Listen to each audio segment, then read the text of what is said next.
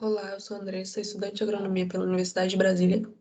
E no 27º Congresso de Iniciação Científica da Universidade, eu apresento o resumo, cujo título do plano de trabalho é Mapeamento da variabilidade espacial da necessidade hídrica das culturas com base em índices de estresse hídrico para manejo de irrigação de precisão. A cultura escolhida para esse experimento foi o feijoeiro, que é um dos cultivos de maior importância por ser considerado um alimento básico e devido às suas características nutricionais, que caracterizam como uma das principais fontes de proteína na dieta da população, isso de forma geral. A agricultura irrigada é um dos setores que mais demandam água durante seu processo, e por isso a avaliação de sistemas de cultivo e de suas técnicas são importantes para se buscar a potencialização da produção e tudo isso de forma a promover a utilização sustentável dos recursos naturais. E estando no escopo desse projeto, a busca por uma irrigação mais eficiente, considerando-se um cenário de escassez hídrica. E é nesse contexto que o presente trabalho busca mapear a variabilidade espacial das necessidades hídricas do feijoeiro, objetivando fornecer uma irrigação de precisão que aplique lâminas diferentes dentro de áreas de cultivos com diferentes necessidades de suplementação de água. O experimento foi desenvolvido na Estação Biológica da Universidade de Brasília e foi utilizada a variedade de feijão carioca BRS-FC 104. Tudo isso em uma área de estufa de 800 metros quadrados, onde esse feijão foi plantado em vasos, todos irrigados por gotejamento. Foram aplicadas 5 lâminas, correspondentes a 50, 75, 100, 125 e 150% da evapotranspiração da cultura. Os dados coletados foram potencial matricial do solo, por meio de extensiômetros caseiros, montados por nós, e esse vacuômetro, mostrado na figura 3, para medir o potencial do solo antes que as irrigações ocorressem. O potencial hídrico foliar, por meio do WP4 no laboratório, a temperatura das folhas pelo termovisor, nas figuras 1 e 2, e dados meteorológicos pela estação meteorológica instalada na estufa. Ao todo, para o solo, latossolo vermelho e amarelo, foram 8 repetições para cada tratamento, sendo que em 4 dessas repetições tinham esses tensiômetros para mensurar, então, o potencial hídrico do solo, antes de irrigar.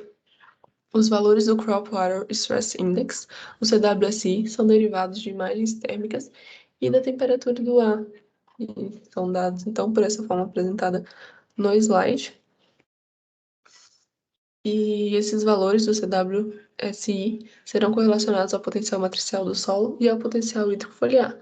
E essas correlações nos permitirão a obtenção de mapas representativos da variabilidade espacial do potencial matricial do solo, que isso, em conjunto com a curva de retenção de água nesse solo, permitirá uma lei de irrigação de precisão.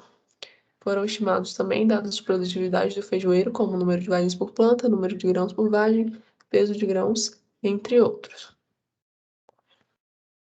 Como resultado, até o momento, foram analisados alguns dados de produtividade do feijoeiro, submetido a esse manejo de água com diferentes lâminas, a partir então da obtenção do potencial matricial do solo e da curva de retenção do latossolo vermelho e amarelo. Houve então diferença estatística significativa quanto ao número de vagens por planta, mas não quanto ao número de grãos por vagem, por exemplo, onde os tratamentos submetidos aos menores déficits hídricos, que são as lâminas 1 e 2, foram os que produziram mais e tiveram melhor desenvolvimento fisiológico, como é também mostrado aqui pelas figuras, subdivididas aqui de acordo com a lâmina que foi aplicada durante o experimento. E essas diferenças estatísticas, então, na lâmina 1 e 2, foram fornecidas pelo teste Scott-Knott, cuja coeficiente de variação ficou ali menor do que 20%.